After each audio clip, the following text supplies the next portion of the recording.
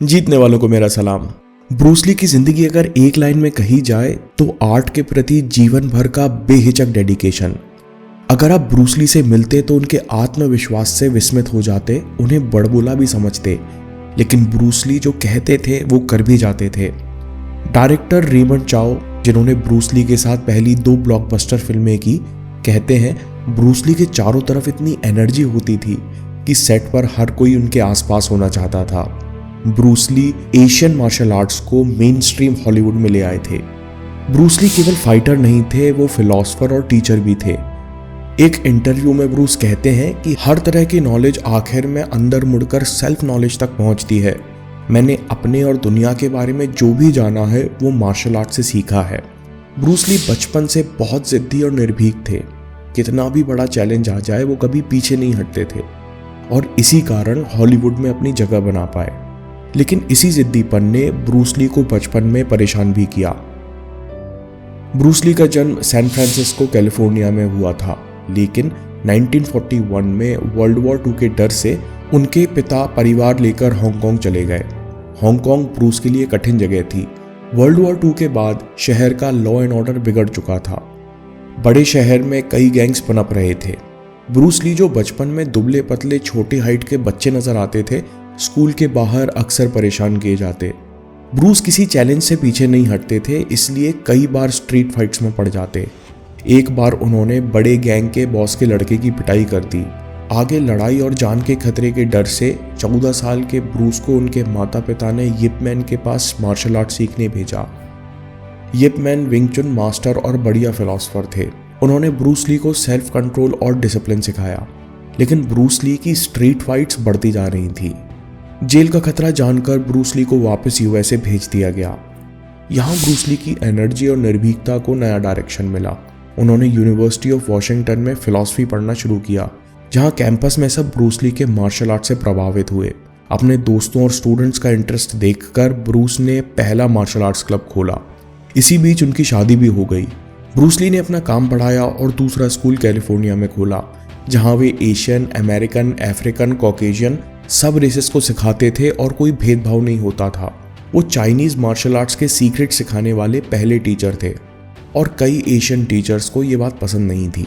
Club खुलने के कुछ ही दिनों में बाकी क्लब्स ने मिलकर चेतावनी जारी कर दी कि कॉकेशियंस और अमेरिकन्स को सिखाना बंद करो, नहीं तो हमारे टॉप फाइटर से लड़ना होगा। अगर वो ब्रूस को जानते तो कभी ऐसी गलती नहीं करते। फाइट केवल 3 मिनट चली, लेकिन ब्रूस को अच्छा नहीं लगा। वे फाइट सेकंड्स में जीतना चाहते थे, जिसके लिए उन्हें 3 मिनट लगे।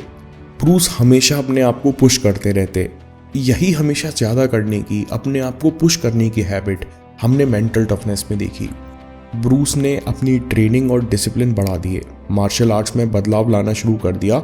वे कहते थे कि कला की कोई एक शैली नहीं हो सकती, इसमें लगातार बदलाव आते रहते हैं, इसलिए मार्शल आर्ट्स भी मल्टी डायमेंशनल होना चाहिए।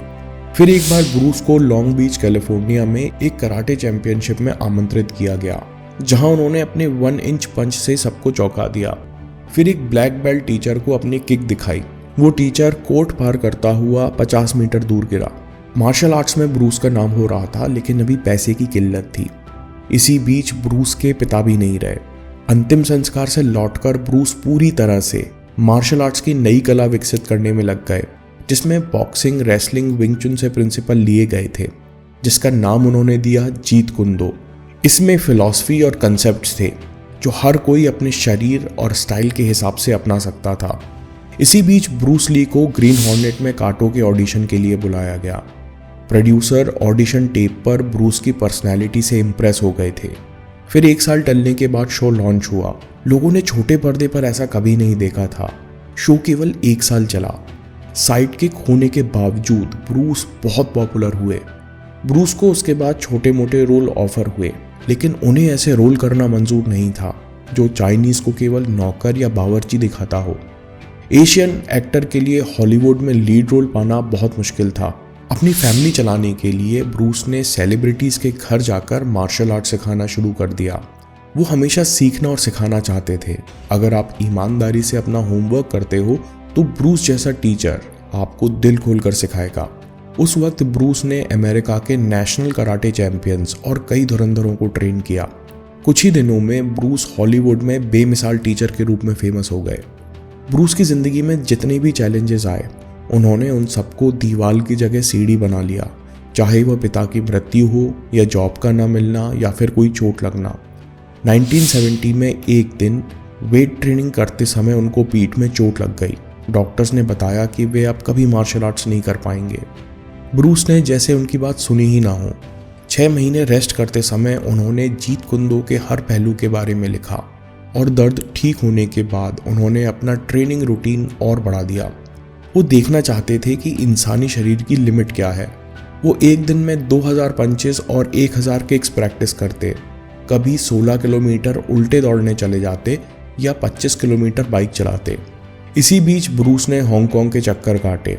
उन्हें कोई लीड या खास रोल नहीं मिला।